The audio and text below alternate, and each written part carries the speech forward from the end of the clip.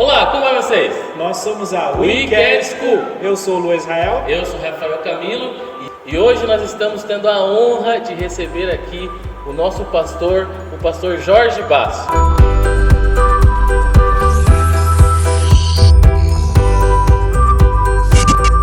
Então, pastor, para nós é uma honra receber o senhor aqui e poder aprender com o senhor nas nossas aulas aqui da We Care School, né? Nos vídeos que nós estamos lançando aqui.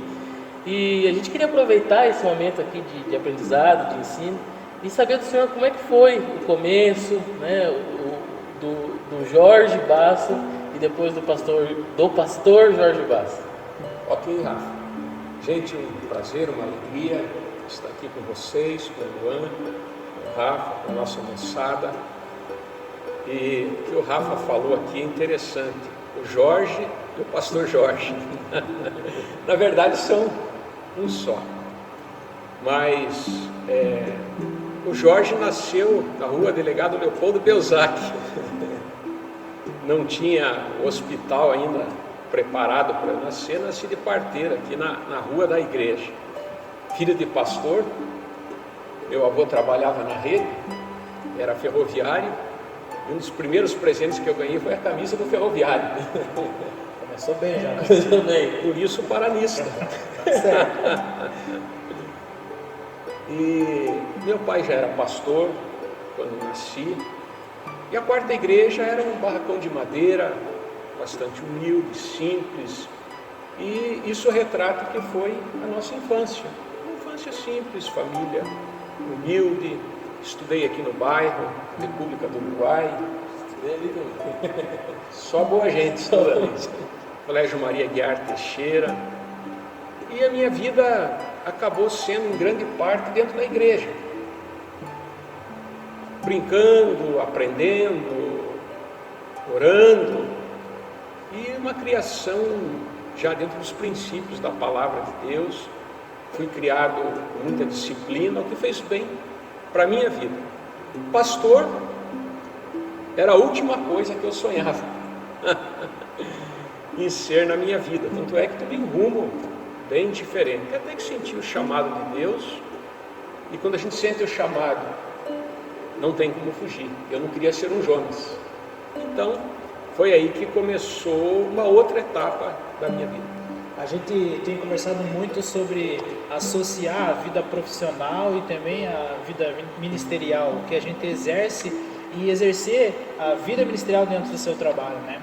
E eu confesso para o senhor, eu tenho o senhor como exemplo, assim, na questão de como o senhor, a gente vê alguns pastores que trilharam toda a sua jornada no ministério, né? E o senhor conseguiu fazer uma carreira profissional e depois entrar no ministério, né, com toda a intensidade, né? Queria que o senhor pudesse contar um pouco como que foi essa administração do trabalho com o ministério, quando que o senhor falou, não, agora eu ponho um ponto final aqui, agora eu vou me dedicar totalmente a isso. Que o senhor pudesse contar um pouco para a gente. Ok. Então, Luan, como eu disse já no início do nosso bate-papo, como a gente teve uma infância muito humilde, e a vida do pastor, ela não é uma vida muito fácil, porque ele se coloca à disposição de Deus, mas também à disposição das pessoas. E o ser humano, ele tem os mais diversos tipos de sentimento. Tem pessoas muito agradecidas, pessoas maravilhosas que marcam a vida da gente, mas infelizmente existe também a ingratidão, existem aqueles sentimentos nocivos. E a gente viveu muito isso na igreja, eu como criança, observando o trabalho do meu pai. Muitas privações a gente passou, muitas dificuldades. E pensando nisso, na verdade, eu não queria ser pastor, porque eu pensei comigo, olha, eu não quero que meus filhos passem isso que eu passei quando era criança. Você sofre uma cobrança muito grande, mas você é um ser humano, como qualquer outro. E infelizmente hoje existem muitos filhos de pastores desviados, porque não souberam administrar isso. Confundir as questões humanas da igreja com Deus. A igreja é feita de pessoas falhas. Além ela é uma instituição sagrada, como igreja, mas é constituída de seres humanos falhos. Agora, Deus, o reino dos céus, é outra coisa. diferente. Então eu não queria ser pastor, para não trilhar tudo isso e que meus filhos não passassem aquilo que eu passei na minha infância. Mas o meu pai me ensinou uma coisa, que é temer a Deus. Então, mesmo não querendo ser pastor, o temor a Deus sempre acompanhou a minha vida aonde eu andei.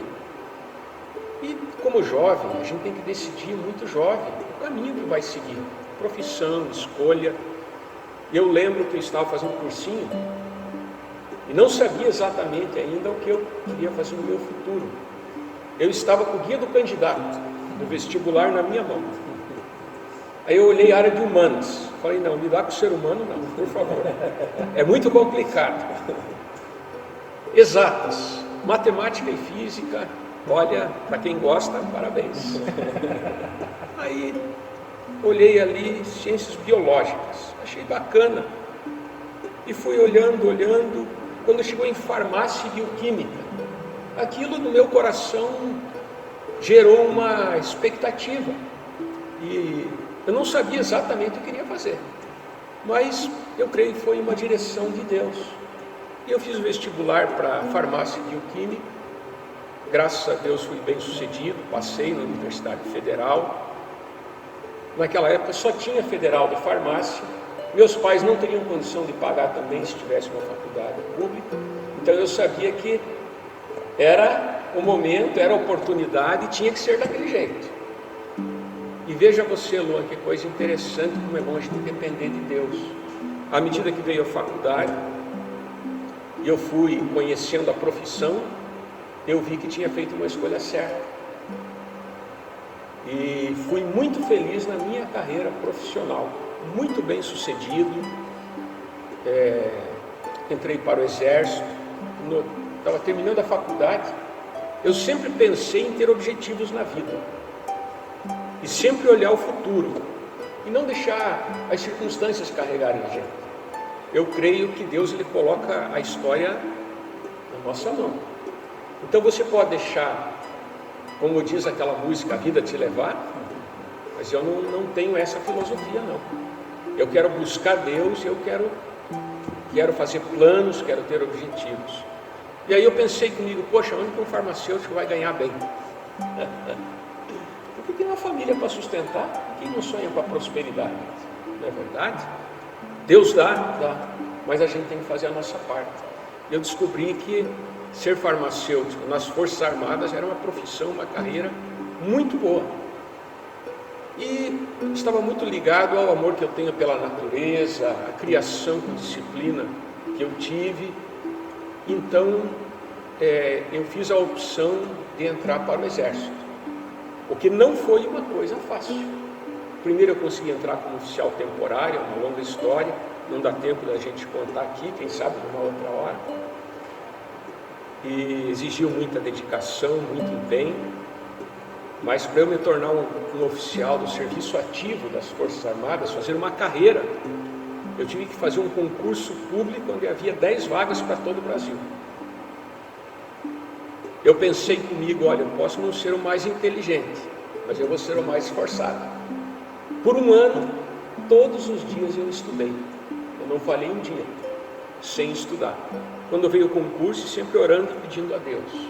Deus me deu a graça de eu ser bem sucedido, passar no concurso e fazer a carreira nas Forças Armadas. Mas, chegando à conclusão da tua pergunta, como foi conciliar essas duas coisas? A princípio, eu era um farmacêutico oficial das Forças Armadas, mas um cristão. É possível a gente ser cristão e temer a Deus, estando trabalhando, estando no mercado, nas mais diversas profissões. O fato de você temer a Deus, de você adotar os princípios bíblicos, só vão te ajudar na tua carreira profissional. Foi isso que eu aprendi e vivi na prática. E por um tempo, aí o pastor Agostinho um dia chegou para mim e disse: Jorge, eu preciso que venha me ajudar na igreja, a princípio na parte administrativa. Eu vim ajudar o pastor Agostinho, e por alguns anos, vários anos, eu conciliei, trabalhava meio período, até as 13 horas no Exército, fazia plantão também no hospital, e vinha trabalhar na igreja. Teve ocasiões que pessoas me disseram assim, por que você não larga o exército? Por que você não vem trabalhar na igreja? Teu pai é o pastor. A quarta igreja era uma igreja grande, mas eu sempre orei a Deus e nunca senti de tomar essa decisão. E eu agradeço a Deus por isso, porque hoje sou um oficial da reserva, tenho a minha renda como oficial da reserva e posso fazer a obra de Deus com tranquilidade. Então é isso, irmão. E pastor, daí você já deu algumas pinceladas sobre o chamado, né? E essa fase de transição, como foi e tal. Mas o chamado pastoral daí, quando veio, quando foi esse gatilho que... Ok, então Rafa, veja bem, Deus, Ele é maravilhoso, porque se tem alguém que nos conhece, é Ele. E Ele conhece a gente de uma forma muito particular. Por isso que o chamado de cada um é diferente. Se você conversar, Luan, com vários pastores, cada um vai te contar uma história diferente de como foi o seu chamado. No meu caso, por exemplo, quando eu fazia parte, naquele tempo era mocidade, depois foi grupo de jovens, agora é IQER. Mas era moçada. Quando fazia uma escalinha, diziam, Jorge, você está na escala para pregar. Eu caía fora, porque sempre foi uma pessoa muito tímida, muito reservada. Poxa, na faculdade, quando eu tinha que apresentar um trabalho, se eu pudesse, eu entrava embaixo da mesa, muito tímida, essa é a minha natureza. Então eu nunca me senti à vontade de falar em público, de ser desinibido, e sempre fugi disso. Mas sempre estive na igreja, participando, ajudando. Eu estava numa cidade do Amazonas, chamada Tabatinga. É um lugar popularmente conhecido como a cabeça do cachorro. E já era casado, os 2 filhos pequenos, e quando a gente chegou lá, a gente procurou uma igreja para congregar. E fomos parar numa igreja batista, no meio do mato, uma igrejinha de madeira, 15 a 20 pessoas, mas a gente foi recebido com amor.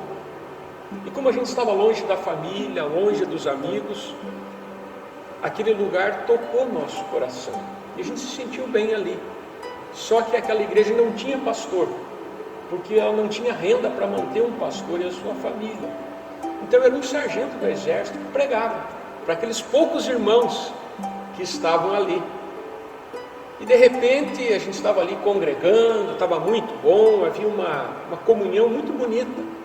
Quando tinha uma festa de aniversário, a gente já sabia o que fazer. Os homens levavam refrigerante, as mulheres um bolo, um salgado, a gente se reunia numa casa, cantava parabéns, fazia uma oração, era muito bom. E um dia aquele sargento foi transferido, e aqueles 15, 20 irmãos não tinha quem pregasse para eles. E eles se viraram para mim e disseram, mas você não é filho de pastor? Isso parece uma coisa simples,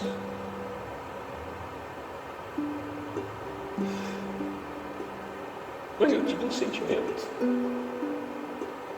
naquele momento, de gratidão a Deus, que eu olhei para a minha vida, eu lembrei de quem eu era, menino pobre,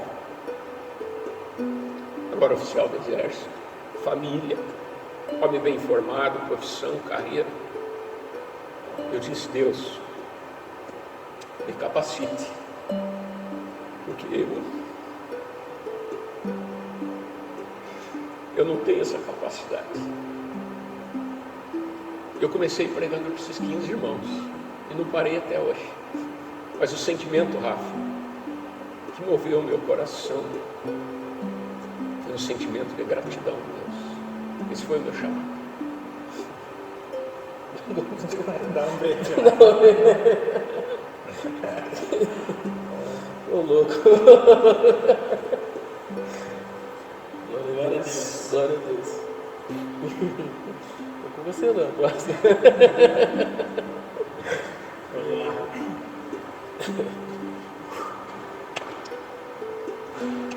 Então, pastor, o senhor comentou a questão de filho de pastor, né?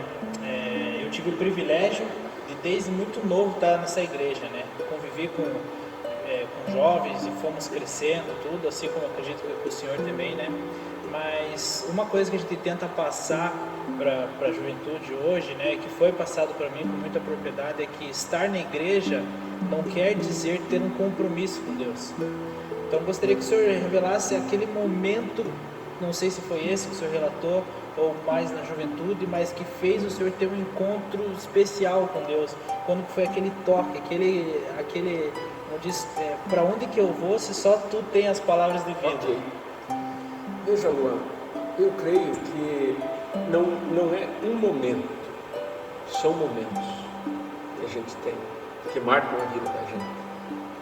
Um momento marcante para mim, eu deveria ter 11 a 12 anos de idade. A gente garotada, sentava nos primeiros bancos da igreja, tinha brincado o dia inteiro, tinha pulado o dia inteiro. Durante o louvor a gente conseguia ficar acordado. Mas na hora da mensagem era difícil se manter acordado. Mas num daqueles dias, o pastor estava pregando e não era o meu pai. E naquele dia eu estava prestando atenção na mensagem e veio um pensamento. E aquele pensamento foi o seguinte: não é o fato de eu ser filho de pastor que vai garantir a minha salvação. Então eu preciso ter o meu encontro pessoal com Deus. E naquele dia, eu creio que foi o Espírito Santo que tocou meu coração. E quando o pastor terminou de pregar, eu com 11, 12 anos, eu vim à frente, entreguei a minha vida a Jesus. Foi uma decisão consciente. Foi naquele momento que eu fiz uma entrega. Mas aí vem a juventude. E a juventude é interessante porque você tem amigos, nem todos os teus amigos são da igreja. E o mundo oferece muitas coisas para um jovem, muitas atrações, entretenimento, muita distração, muitos prazeres. E a tentação, ela vem para todos, para o filho do pastor, para o filho do obreiro. Ela vem para todos. E eu recordo um dia, graças a Deus eu nunca tive assim uma experiência profunda com a questão do pecado, vícios, problemas mais graves na espiritualidade. Mas chegou um tempo que o meu coração estava muito ligado às coisas de Deus. Estava vivendo a minha mocidade, vinha na igreja, meu pai era um pastor, tinha que vir, mas o meu coração estava distante de Deus. E se a gente não tomar cuidado, a gente vai se acostumando com as coisas de Deus. Isso é um grande perigo. Muitas pessoas acabam vivendo isso. Quando alguém cai, isso não é uma coisa imediata. E a gente se surpreende, porque você vê aquela pessoa todo domingo na igreja, todo sábado na igreja, e um dia aquela pessoa acaba tendo uma queda. Você diz, fulano caiu, mas aquilo já vinha lá de trás, pequenas coisas que vão minando a vida da gente. E isso aconteceu comigo. E eu me assentava aí ao banco, batia palma, cantava, mas o meu coração estava distante de Deus. E um dia meu pai me chamou, ele não sabia de nada. Ele disse, Jorge, eu tive um sonho com você. Eu sonhei que você estava morto, que você estava num caixão. Eu não entrei em detalhes com ele, falei, tá bom. Mas eu entendi o recado de Deus, eu me reconciliei, sem ninguém saber. E tomei a decisão, não, eu tenho que ter um compromisso verdadeiro com Deus. Então, esse foi um outro momento, muito importante para mim. Como diz o Luan falou, né, eu e o Luan, né, a gente teve o mesmo privilégio de ser criado aqui na igreja, né? Os meus pais, o meu avô foi um dos fundadores, aqui junto com, né, na primeira versão, os meus pais estão aqui desde sempre, né? Eu e o Luan agora também podemos ser pastoreados pelo seu filho agora, né? E a gente vê o legado e a presença de Deus na vida de vocês. E agora essa nova etapa, né? Da Unicare e tal, mas de uma nova etapa recente, o senhor também assumiu a titularidade da igreja, né? E aí deixou de ser filho do pastor e se tornou o titular da igreja, né? Como foi o impacto disso na vida do senhor? O que mudou na vida do senhor, assim, essa mudança de chaves? Ok. Então, Rafa, eu costumo dizer, às vezes em tom de brincadeira, que a minha vida nunca foi muito fácil. Sempre foi cheia de desafios. E eu ajudava meu pai aqui na igreja, mas nunca corri atrás de titularidade, de título, de posição. Porque eu creio que quando você tem um chamado, as coisas acontecem na tua vida. A pior coisa é você estar fora da vontade de Deus, você criar algo que não é para você. E um dia o pastor Agostinho ligou para mim e disse: Jorge, vem aqui na minha casa, você e a tua esposa. E a gente foi lá, e ele disse assim: olha, eu estava orando, eu perguntei para Deus quem vai ser o meu substituto, e Deus me falou que vai ser você. Eu falei: bom, nós servimos o mesmo Deus, né? Ele falou: sim. Eu falei: então, se ele falou que o senhor vai ter que falar comigo. Naquele momento eu não me via nessa posição, né? E eu pedi 2 sinais a Deus. Falei: Deus, se é isso que o senhor quer para mim, então eu vou lhe pedir 2 coisas, e não foram muito fáceis. E o que eu pedi a Deus aconteceu. Então eu não tive como fugir dessa responsabilidade. Mas no ano de 2012, a minha mãe estava doente, e nós tivemos a assembleia da igreja. Meu pai já tinha falado comigo, e ele disse: olha, Jorge, eu não tenho mais pique, eu não tenho mais força, agora vai ter que ser você. Chegou a hora. E aí teve a assembleia da igreja, minha mãe ainda estava sentada ali, e ele diante da igreja disse: olha, a partir de hoje, eu já estou cansado, não vou deixar de pastorear, vou estar aqui, porque a titularidade, Rafa, ela exige muito. É muito bom você pregar, olha, você está aqui pregando, você ministrar o louvor, orar pelas pessoas, essa é a sobremesa. Mas tomar decisões, participar de reuniões e ter esse encargo de responsabilidade, isso é pesado. E às vezes eu sinto falta de não ser o titular, para poder fazer o que um pastor faz, estar perto das pessoas, pregando, visitando. E essa questão administrativa rouba um pouco isso de você. Mas aí eu assumi a responsabilidade. Mas uma coisa interessante, porque sem ser o titular, eu já procurava agir como tal, sem usurpar o título.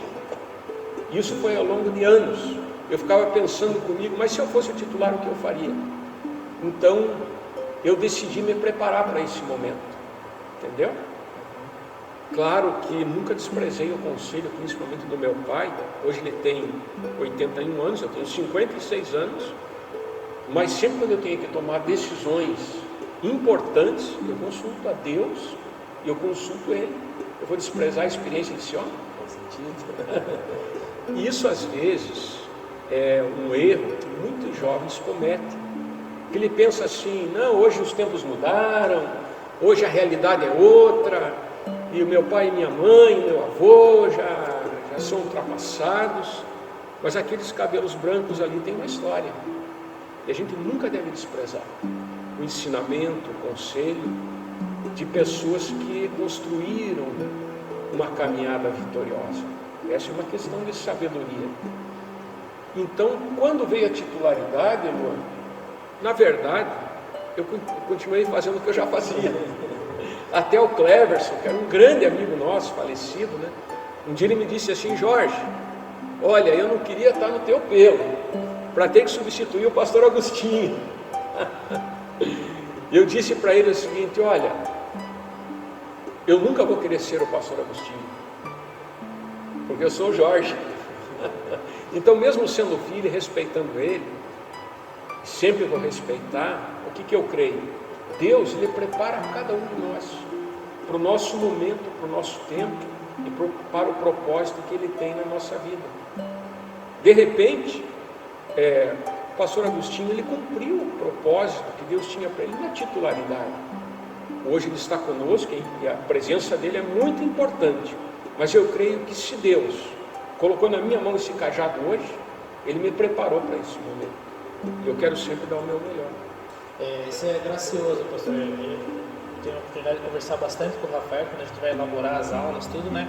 E a gente olha essa questão de gerações também, né? Eu lembro quando era pequeno, vinha na igreja, eu lembro que eu tinha cuidado de não podia vir de boné, porque o pastor não podia sair no culto, não me via saindo no culto, porque às vezes eu falava, nossa, pastor Agostinho está aqui, pode falar alguma coisa, né?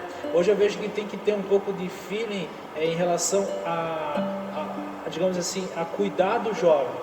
E conforme vai o tempo, vai se abrindo, digamos assim, algumas liberdades, mas como que o senhor pode dar uma dica para não permitir que essa liberdade se torne libertinagem dentro da igreja? Que esses costumes que muitas vezes o jovem vem, não desagrade a Deus, sendo que muitas vezes é uma coisa comum, essa maneira que o jovem está, não permitir que isso se torne impuro dentro da casa de Deus. Olha, Lu, a tua pergunta é muito boa.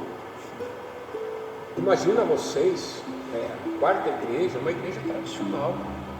É uma igreja que vai fazer agora, dia 31 de dezembro, 60 anos. 60 anos. Meu pastor Agostinho sempre foi um homem tradicional, conservador, muito temente a Deus, muito zeloso pela palavra, pela igreja. E os tempos vão mudando, a gente sabe disso.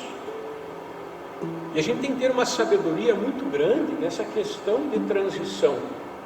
Porque acontece uma coisa que a gente chama de choque de gerações, aonde de repente os mais experientes, eles não conseguem compreender os mais jovens.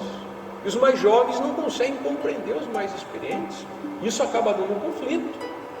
E eu tive que gerenciar isso aqui na igreja. Muitas vezes são coisas mínimas, né? O culto de sábado, que começou o trabalho com os jovens, espaço aberto, de repente vamos apagar um pouquinho da luz. Então tem irmãos da igreja que estão aqui há quase esses 60 anos. Então para eles, né, poxa, o garoto entrar de boné, vai para o inferno. Mas tem muita gente sem boné indo para o inferno. E tem muita gente boa de boné. Então não é a questão do boné. Agora é claro, a gente tem que achar o equilíbrio, entendeu? E eu creio que um grande segredo para a gente conviver em harmonia, uma palavra-chave é o respeito. Eu penso assim, que o mais experiente, ele tem que respeitar o jovem, porque um dia ele também já foi jovem, tudo bem que faz tempo, mas ele já foi jovem, e como jovem, ele tinha esse espírito reacionário, essa questão de mudança. Olha, gente, quando eu tinha aí os meus 20 e poucos anos, eu era baterista na igreja, tinha cabelo comprido. Quando entrei para o exército, a primeira coisa que foi o cabelo. E a gente tocava um ritmo um pouco mais animado e era criticado por isso. Então eu aprendi a conviver com a crítica, sem faltar com o respeito. E o jovem, ao mesmo tempo, ele entender a pessoa mais madura. Quando a gente consegue isso na igreja, isso é maravilhoso. Harmonizar, aproveitar a experiência daqueles que viveram um pouco mais com a força do jovem. Quando a gente consegue unir isso, a igreja ela ganha uma força dinâmica muito grande. E eu tenho esse pensamento muito vivo dentro de mim. Não abandonar as raízes, jamais. A gente está sempre com as nossas raízes bem firmadas, mas com os nossos olhos lá na frente, porque o nosso Deus é um Deus que faz novas todas as coisas. Qual é o conselho que o senhor tem para a nossa geração? O que a nossa geração deve fazer aí? Alguns valores, né, Rafa, são muito importantes para que a pessoa seja uma pessoa bem-sucedida na caminhada. A questão da família, os valores da família, a gente prezar isso, o respeito aos anciãos, ao vovô, ao pai, à mãe, bom relacionamento conjugal, para aquele que é casado. Pedir a Deus uma boa esposa faz toda a diferença na vida. Eu, quando lembro da minha história, minha caminhada, a minha esposa teve um papel fundamental. Ela largou o conforto da casa do pai, da mãe, e foi morar no meio do mato comigo, lá na selva amazônica. E criamos a nossa família. a questão da sabedoria, de buscar sabedoria. Sabedoria é diferente de conhecimento. Conhecimento você adquire lendo, meditando, mas tem muita gente cheia de conhecimento sem sabedoria. A gente deve buscar sabedoria. E a gente adquire com as experiências da vida e buscando em Deus. Uma outra coisa importantíssima é temer a Deus. Temer não é ter medo, é o respeito, a reverência, que nos acompanha não só quando a gente está na igreja, na frente das pessoas, aonde você está. Está escrito, o temor ao Senhor é o princípio da sabedoria. E um exemplo que me impacta muito é o exemplo de Daniel, que foi muito jovem lá para a Babilônia, terra estranha, um povo estranho, e a Bíblia diz que ele propôs no seu coração não se contaminar com os manjares do reino. Então hoje o mundo oferece muitos manjares, mas você manter o teu coração puro diante de Deus é um bom conselho. E aí pessoal, gostou do vídeo? Então por favor não se esqueça, se inscreve aqui no canal, ativa o sininho para receber as notificações, compartilha com os seus amigos, tá bom gente? Deus abençoe e não esqueça, não erres! Conheça as Escrituras.